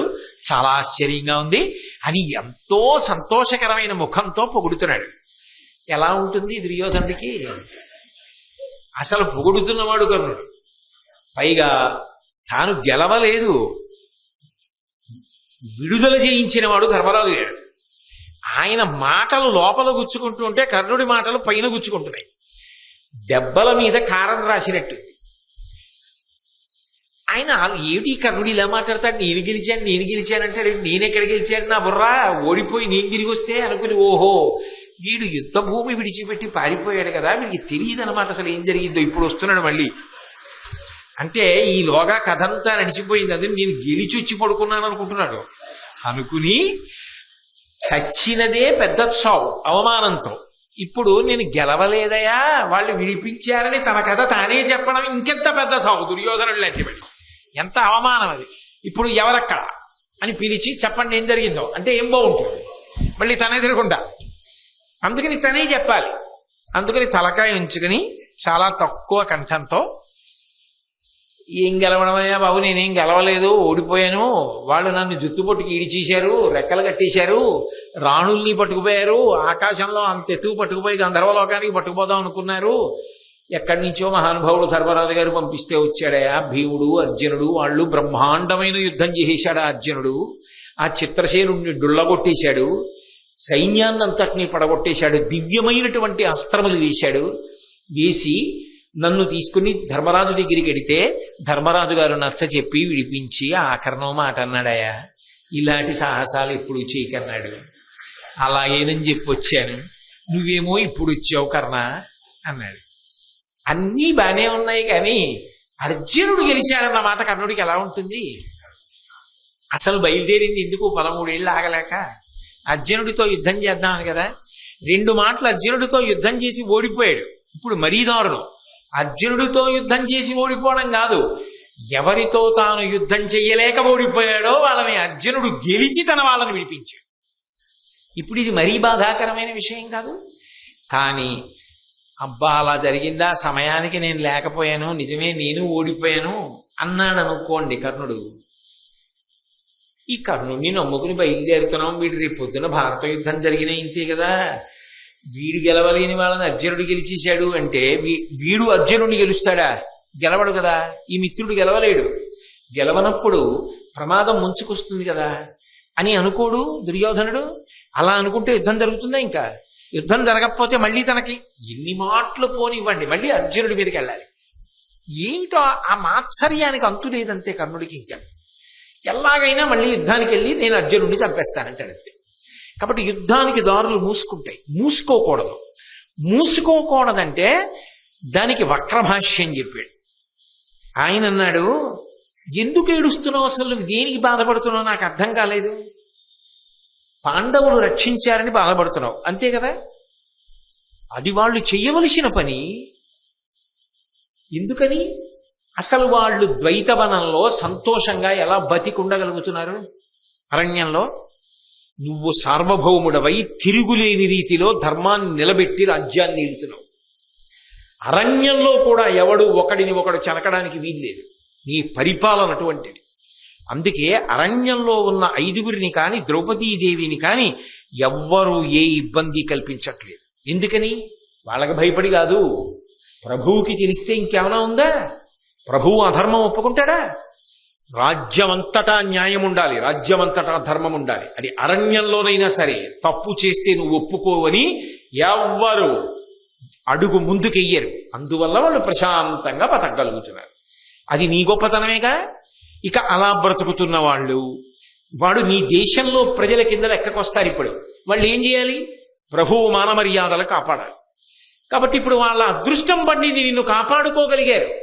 నువ్వు భిక్ష పెడితే, నువ్వు రాజ్య పరిపాలన ఇంత బాగా చెయ్యగలిగితే క్షేమంగా ఉన్న పాండవులు ఇన్నాళ్ళకి నీ క్షేమానికి ఒక చిన్న కార్యం చేసి పెట్టారు. అది వాళ్ళ గొప్ప ఏమిటి? అది వాళ్ళ కర్తవ్యం. అసలు అలా వాళ్ళు ఉండగలిగారంటే నీ వల్లే. కాబట్టి ఇప్పుడు నీకేమర్థం అవ్వాలి? నీ వల్లనే వాళ్ళు అలా ఉండగలిగారు అని అర్థం అవ్వాలి. కాబట్టి నువ్వు సంతోషించవలసిన విషయం. ఏమైనా అర్థం ఉందా? ఎందుకు ఇంత తాపత్రయం అంటే, నువ్వు ఎందుకు వెళ్ళిపోయావు అన్న మాట రాకూడదు. అందుకని పాండవులు గొప్ప చేశారనుకో, అసలు వాళ్ళు చేయడానికి కారణం నువ్వంత ధైర్యంగా అలా ఎందుకు పరిపాలిస్తున్నావు? నీ వెనక నేను కింద పడ్డా పైన ఉన్నానన్నవాడిని ఇంకెవరేం చేయగలరండి? పోనీ అక్కడతో ఊరుకోలేదు. రాజ్యంలో ఉన్నటువంటి మిగిలిన జనులకే అటువంటి కర్తవ్యం ఉంటే దుర్యోధన మహారాజా, పాండవులకు ఆ కర్తవ్యం ద్విగుణీకృతంగా ఉంది. ఎందుకో తెలుసా? వాళ్ళు నీకు దాసులు. నువ్వు జూదంలో వాళ్ళని గెలిచావు. దాసులు ఏం చెయ్యాలి? తమ యొక్క ప్రభువుని కాపాడుకోవాలి. కాబట్టి ఇప్పుడు నీ దాసులు ఏం చేశారు? తమ ప్రభువుని కాపాడుకున్నారు. ఇందులో పాండవుల గొప్ప ఏముంది? వాళ్ళు చెయ్యవలసింది చేశారు. ఇది చేయలేకపోతే తప్పు. మరి తను చేయింది అంటే తనది తప్పు కాదు. ఎందుకో తెలుసా? యుద్ధంలోకి వెళ్ళి ప్రాణం పోగొట్టేసుకోవాలా? ప్రాణమే పోగొట్టుకోక్కర్లేదు. యుద్ధంలో ఓడిపోయినప్పుడు యుద్ధ భూమిని విడిచిపెట్టి వెళ్ళిపోయారు. అదో మర్యాద, అదో గౌరవం. యుద్ధంలో అలా చేస్తారు కాబట్టి వెళ్ళారు.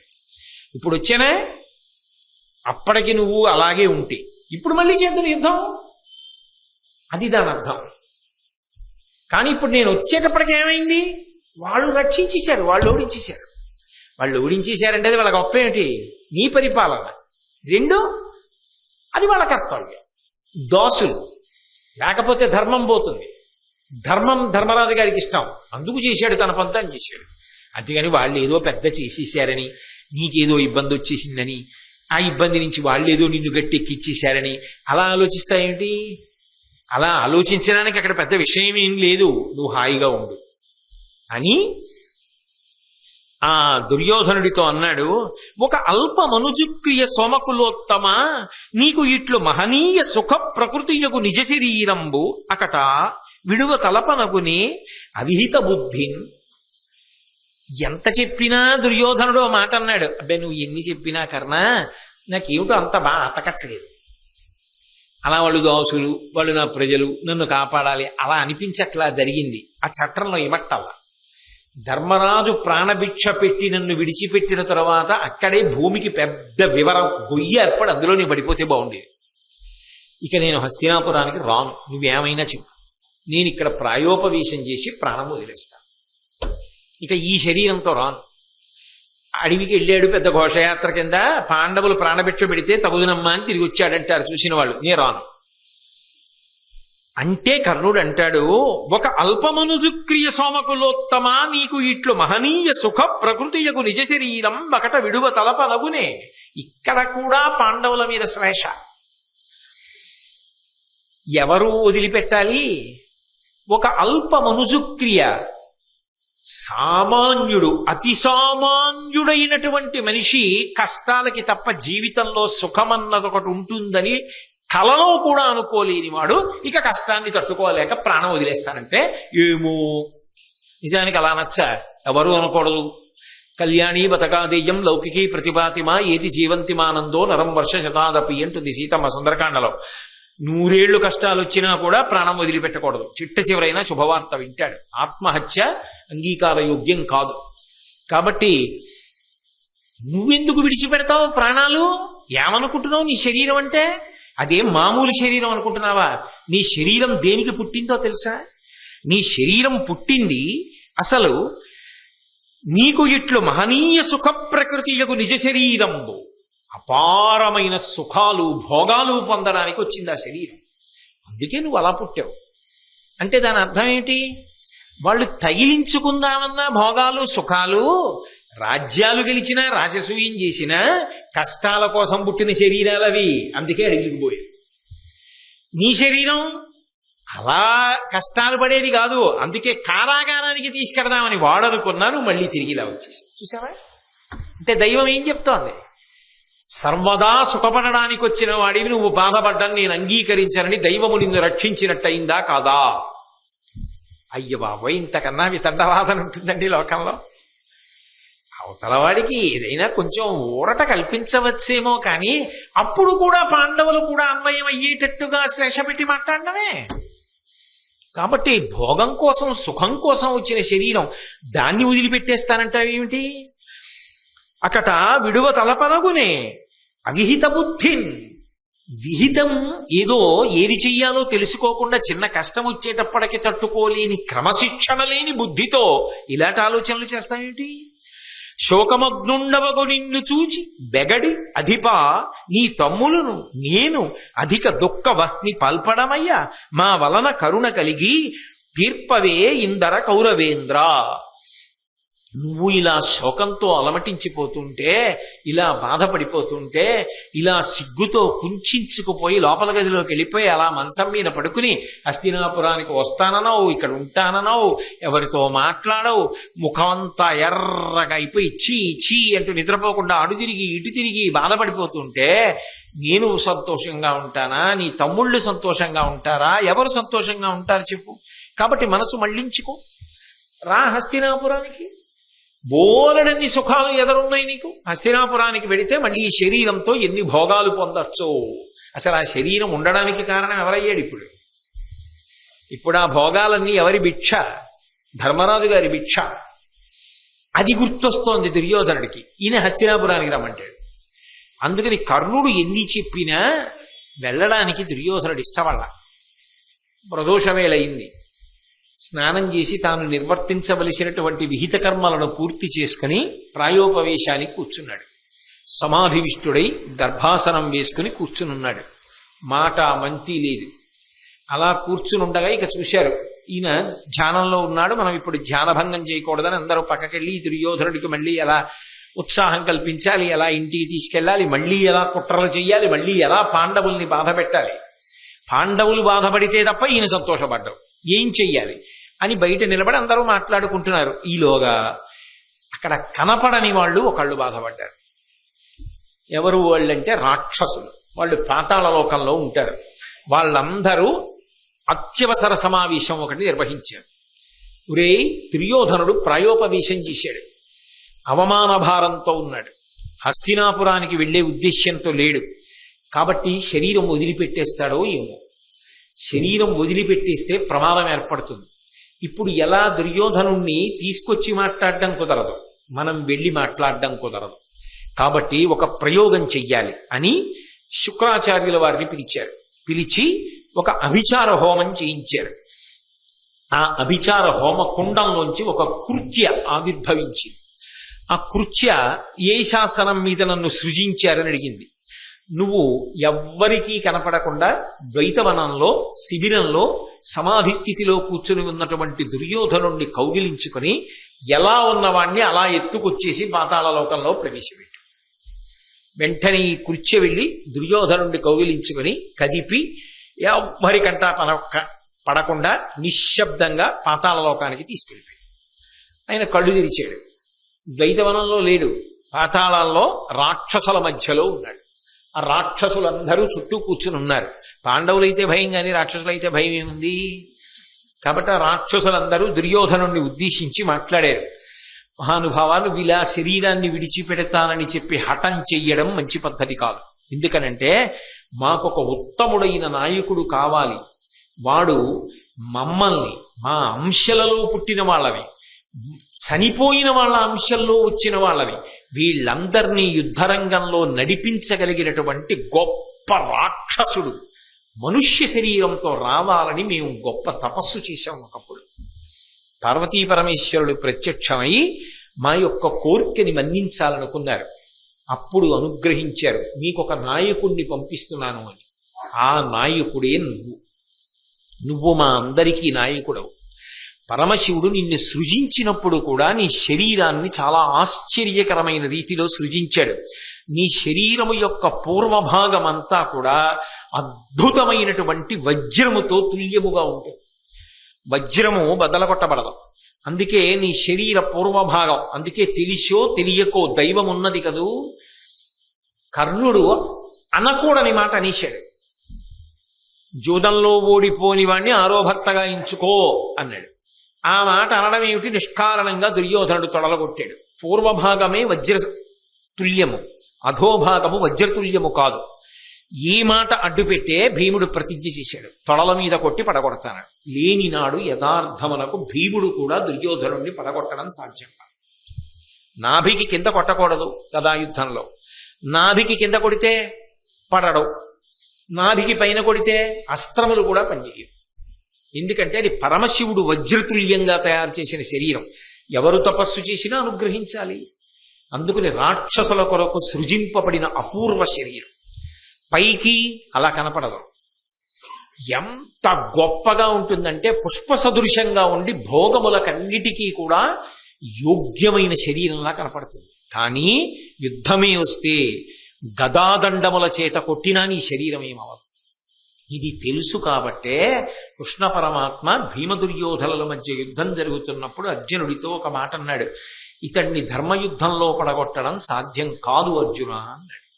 ఎందుకని అంటే రాక్షసుల తపస్సు వలన అలా సృజింపబడ్డాడు. బలరాముడు తొందరపడితే అందుకే అన్నాడు, ఇది ప్రతిజ్ఞాపాలనము. భీముడు ప్రతిజ్ఞ చేశాడు, తొడల మీద కొట్టవచ్చు గదాదండంతో. లేనినాడు దుర్యోధనుడు పరడస. కాబట్టి అంత గొప్ప శరీరాన్ని. అంతేకాదు, మేమందరం కూడా నీ ఆజ్ఞ కోసమే ఎదురు చూస్తున్నాం. నీకు తెలియని కొన్ని అద్భుతమైన రహస్యాలు చెప్తాను దుర్యోధన, జాగ్రత్తగా విను.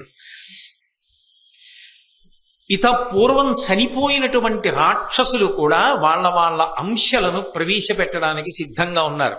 నరకాసురుడు ఎంతటి దుర్మార్గుడో నీకు తెలుసు. అటువంటి నరకాసురుడు కృష్ణుడి చేత వధింపబడ్డాడు. ఆ నరకాసురుని యొక్క అంశ కర్ణుడిలోకి ప్రవేశిస్తోంది.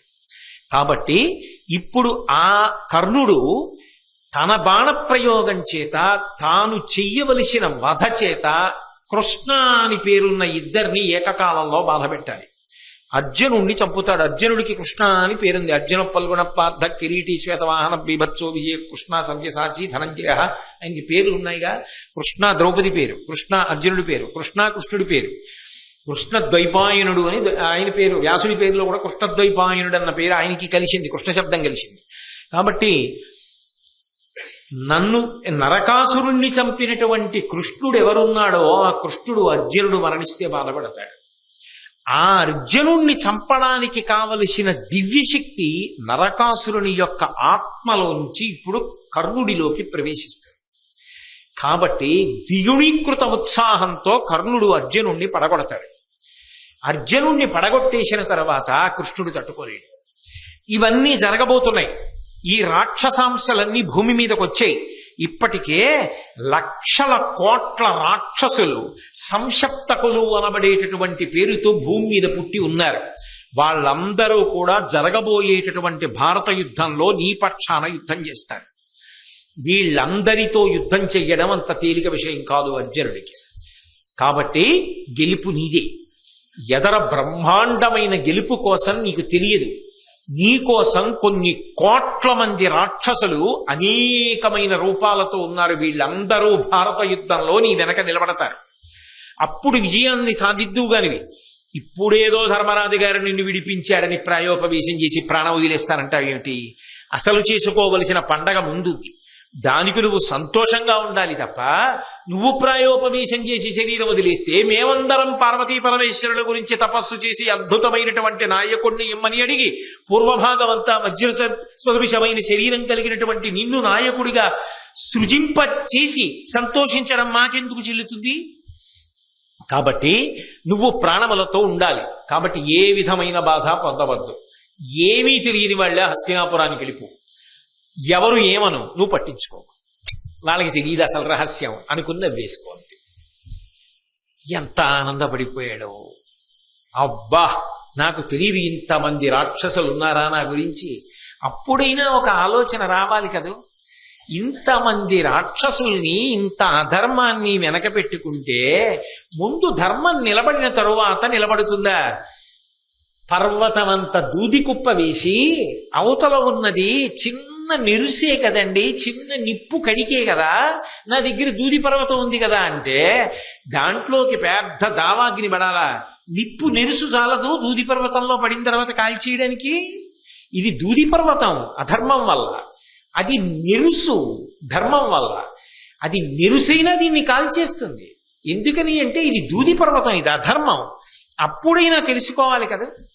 అంటే యథార్థమునకు ధర్మమునందు పరమ పూనిక కలిగిన వాడైతే ఆ మాట ఆలోచిస్తాడు. అసలు ఆ పూనిక ఎక్కడుంది? లేదుగా. అందుకే తాపక్ష్యమునకు పరాకాష్ట ఏమిటో తెలుసా? ఆయన ఇవన్నీ విని అనుకున్నాడు ఇది కర్ణుడికి కూడా చెప్పద్దు. ఎందుకు చెప్పకూడదు అంటే, ఓహో నేను ఇందుకే పుట్టాను, నా వెనక ఉండే వాళ్ళందరూ రాక్షసులే అన్న భావన కలగకూడదు. చాలా ఉత్తముడిలాగే నేను కనపడాలి, నేను చాలా మంచివాళ్ళలాగా ఉండాలి. అంతేగాని రాక్షస స్వభావం నా ఎందున్నది అన్న విషయం నా నోటితో నేను చెప్పకూడదు. అందుకే కర్ణుడికి కూడా చెప్పాల. ఎంత గొప్ప స్నేహాలో చూడండి. వెంటనే ఆ కృత్య దుర్యోధనుడు బ్రతకడానికి అంగీకరించగానే మళ్ళీ ఆయన్ని యథాస్థానంలోకి తీసుకొచ్చి కూర్చోబెట్టింది. ఏమీ ఎరగని వాళ్ళ మళ్ళీ ఆ దర్భల చాప్ మీద అలాగే ఉన్నాడు. కొంతసేపు అయిపోయిన తర్వాత కళ్ళు తెరిచారు. వీళ్ళు లోపలికి వచ్చారు. వాళ్ళు అనుకుంటున్నారు ఇలాగే ప్రాయోపవేశంలో ఉండిపోతాడో ఏమిటో, ఇలాగే ప్రాణాలు వదిలేస్తాడో ఏమిటో అని వాళ్ళు బెంగపెట్టుకుని మళ్ళీ కర్ణుడు వచ్చి దుర్యోధనుడి దగ్గరికి, చచ్చి విరోధుల్ని ఏం సాధిస్తావు? చచ్చిపోయావు అనుకో ప్రాయోపవేశంలో, విరోధులు ఏమంటారు? నవ్వుతారు. ఎందుకు నవ్వుతారు? అటు గెలవను లేకపోయాడు, ఇటు మేము గెలిచి విడిపిస్తే అవమానం తట్టుకోలేక చచ్చిపోయాడు. ఇంకెవడు తప్పిస్తాడు? వాడి చావు ఇంకొక రకంగా మేం తప్పించాం, కానీ వాడంతటా వాడే చచ్చిపోతానంటే మేమెక్కడ తప్పించాం? కాబట్టి మేం తప్పించలేం. కానీ నువ్వు చచ్చిపోయావన్న విషయం మాత్రం శత్రువులు సంతోషించడానికి కారణం అవుతుందా అవదా? అంటే చచ్చైన శత్రువుల్ని సంతోషపెడతావా చెప్పు? ఒక్కనాటికి పెట్టడు. ఒక్కొక్కడి తీరు ఎలా ఉంటుందంటే, ఓ 10 రూపాయలు అప్పు ఇవ్వండి, ఇవ్వకపోవచ్చు. కాస్త పంచదార ఇవ్వండి, ఇవ్వకపోవచ్చు. మీ పాత బట్ట ఏమైనా ఉంటే ఇవ్వండి, ఇవ్వకపోవచ్చు. ఏమంటే 4 రోజులు హాయిగా ఒళ్ళు వేడిగా ఉంటే పడుకోవాలనుంది, జ్వరం వచ్చిందంటే ఎవడో నా జోలికి రాడు కదా, అందులో 4 రోజులు జ్వరం వస్తే బాగుండనుంది. ఇంకా నాకు జ్వరం రావట్లేదు, మీకు జ్వరం వచ్చింది కదా, మీకు జ్వరం తగ్గితే పనులు చేసుకుంటానంటున్నారు కదా, ఒక్క 4 రోజులు మీ జ్వరం నాకు ఇచ్చేయండి అంటే, నా జ్వరం నేను ఎందుకు ఇస్తాను అంటాడు. నా అన్నది జ్వరం కూడా ఇవ్వడవాడు. అలా దుర్యోధనుడు ఏమిటంటే చచ్చి కూడా పాండవులు సంతోషించడానికి వీల్లేదు. అందుకు ప్రయోగించాడు కర్ణుడు ఈ మాట. ఆ పిచ్చి కర్ణుడికి తెలియదు, ఆ కూర్చున్నవాడు ఎప్పుడో పాతాళానికి వెళ్ళొచ్చేసాడు, వాడేమి ఇప్పుడు చచ్చిపోవడానికి సిద్ధంగా లేడు, అందుకు మాట్లాడుతున్నాడు. అక్కడికి వెళ్ళొచ్చానని దుర్యోధనుడు చెప్పడం, కానీ చచ్చిపోయే వాళ్ళే నటిస్తున్నాడు ఇప్పుడు. అయ్యి బాబోయ్, మనుష్యుల మధ్య ఎంతంత కాపక్ష్యాలండి, వాళ్ళ మధ్య వాళ్ళకే అరమరికలు. అదే పాండవులైతే ఇష్టం లేదు నిజానికి యుద్ధం చెయ్యడం, దుర్యోధనుడిని విడిపించడం. కానీ ధర్మరాజు గారు ఆజ్ఞాపిస్తే చేసింది త్రికరణ శుద్ధిగా చేస్తారు, వాళ్ళలా చేయరు. కాబట్టి ప్రాణాలతో ఉండు, దుఃఖాన్ని విడిచిపెట్టు, నిర్వేదాన్ని విడిచిపెట్టు. దెబ్బ తిన్నావని నువ్వు అనుకుంటే మళ్ళీ దెబ్బ ఎలా కొట్టాలని ఆలోచించు. అంటే ఏం చేయాలి? మళ్ళీ ఏదో యుద్ధం చేయాలి. నేనున్నానుగా వెనకాల, ఎప్పుడూ ఆ మాట అనడానికి సిద్ధంగా ఉంటాడుగా. ఏమిటి నీ బాధ? అర్జునుడు గంధర్వుల్ని ఓడించాడు, చిత్రసేనుణ్ణి ఓడించాడు, నిన్ను విడిపించాడు, అంతేనా నీ బాధ? ఆ అర్జునుణ్ణి యుద్ధంలోనే చంపేస్తా, చాలా. నేను పూర్వం మాటగా చెప్పా, నువ్వు నమ్మవు. ఎందుకని? ఇప్పుడు కర్ణుడి మనసులో ఒక దిగులుంది. ఇప్పుడు దుర్యోధనుడి మాట అలా ఉంచండి, తన ప్రతిష్ఠ చితికిపోయింది కదా. కర్ణుడి మాట వింటాడు, కర్ణుడి మాట వింటాడు. వెళ్ళగానే ముందు పెద్ద ఆయన భీష్ముడు ఏమంటాడు? వీడిని నమ్మి వెళ్ళేవి ఏం చేసాడు వీడు అంటాడా? అందుకని మళ్ళీ కూడా తీసుకోవాలి. దుర్యోధనుడికి మనం గెలవగలమన్న నమ్మకాన్ని నిలబెట్టాలి. నిలబెడితే తప్ప యుద్ధం జరగదు. అనుమానం ఉండిపోయింది అనుకోండి, వీడు ఓడిపోయాడు, అర్జునుడు గెలిచాడు కదా, వీడిని నమ్మి ఎలా పెడతామన్నాడు అనుకోండి, యుద్ధం జరగదు. యుద్ధం జరగకపోతే తాను అర్జునుడితో యుద్ధం చేయడం కుదరదు. జరగాలంటే యుద్ధం నమ్మకం ఉండాలి దుర్యోధనుడికి. దుర్యోధనుడి నమ్మకం నిలబెట్టుకోవాలంటే ఇప్పుడు మామూలు మాట కాదు, శపథం చేయాలి. ఎలాగో దానికి సిద్ధమేగా అర్జునుడిని చంపుతానని. అందుకుని అన్నాడు, మది అర్జును చూచి భయంబద వినయది నీకు, వాని ఉగ్రరణమునన్ 14 జయించదా, ఆయుధమంటి ప్రతినశేసి తినతిపా. దుర్యోధన, నాకు బాగా అర్థమైంది, నీ చచ్చిపోతా అని నువ్వు ఎందుకు అంటున్నావో తెలుసా? నిజానికి నీకు అర్జునుడి గురించి మనసులో బెంగ పట్టుకుంది. అర్జునుడి గురించి బెంగ పట్టుకోలేదు, కర్ణుడు ఏమీ చెయ్యలేడేమో అని బెంగ పట్టుకుంది. అసలు నిజంగా పట్టుకుంటే కదా, అలా పట్టుకుందేమో అని కర్ణుడికి అనుమానం. అందుకని నేనేం చేయలేనని బెంగ పెట్టుకుంటున్నావా అంటలేదు. అర్జునుడు ఏమైనా చేసేస్తాడని బెంగ పెట్టుకుంటున్నావా అంటే, అర్జునుడి మీద పగ దుర్యోధనుడికి చల్లారకూడదు. అందుకే యుద్ధం వైపుకే నడవాలి దుర్యోధన దృష్టి. అందుకని చాకచక్యంగా అన్నాడు, మది అర్జును చూచి భయంబద వినయది నీకు, వాని ఉగ్రరణంబునన్.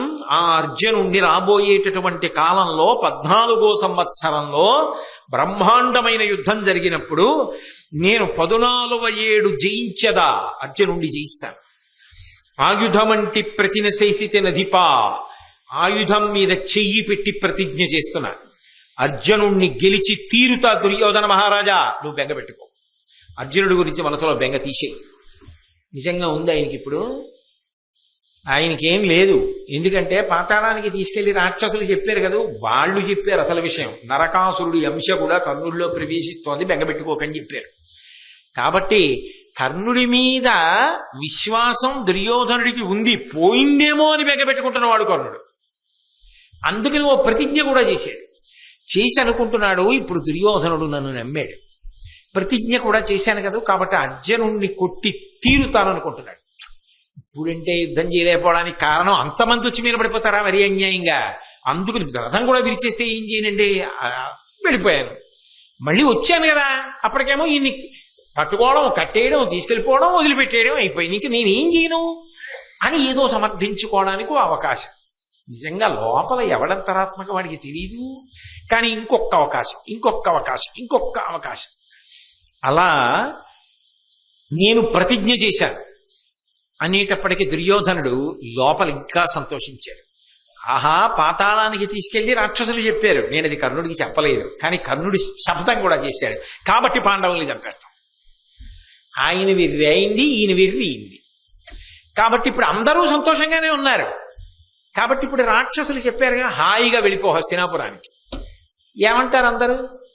వీళ్ళు అక్కడ ఓడిపోయి ఇచ్చాడంటారు. వాళ్ళకేం తెలుసు ఎదరు నువ్వు గెలవబోతున్నావు, నీకోసం ఇంతమంది రాక్షసులు పుట్టారని. కాబట్టి వాళ్ళకేం చెప్పకు, ఓ నవ్వు నవ్వేయంతే, ఊరుకో. నీకు తెలుసుగా ఎదర గెలిపి నీదేనని, వాళ్ళందరూ వెళ్ళిపోతారని. కాబట్టి ఆయన సంతోషంగా ఉన్నాడు. కర్ణుడు దుర్యోధనుడు సరేలేవా, నీ మాట ఎందుకు కాదంటాను, నువ్వు నా ప్రాణమిత్రుడివి, ఇంత చెప్తున్నావు కదా, హస్తినాపురానికి వచ్చేస్తానన్నాడు కర్ణుడిని ఇంకా దగ్గరికి తీసుకోవడానికి. కర్ణుడు చూసావా, దుర్యోధనుడి పుటలో పెట్టగలిగాను, నా మాట మీద నమ్మకం ఉంది, పర్వాలేదు, ఓడిపోయినా ఈ పూని కొంచుకోగలిగాను ప్రతిజ్ఞ చేయడం వల్ల. కాబట్టి కురుపాండవుల మధ్య సఖ్యత కుదరదు, యుద్ధమే జరుగుతుందిలే. కర్ణుడు సంతోషంగా ఉన్నాడు. అమ్మయ్య ఏదో మొత్తానికి ఇంటికి వస్తున్నాడని రాణులు పరివారం అంతా సంతోషంగా ఉన్నారు. మనం ధర్మం తప్పలేదు, ధర్మరాజు గారు సంతోషంగా ఉన్నాడు. ఇంతమంది సంతోషంగా ఉన్న తర్వాత అలా ఒక్క రాత్రైనా ఉండనివ్వండి. ఇప్పుడే మిగిలిన ప్రవచనం ఎందుకు, రేపు 7 గంటలకు కలుసుకున్నప్పుడు మిగిలింది చెప్పుకుందాం.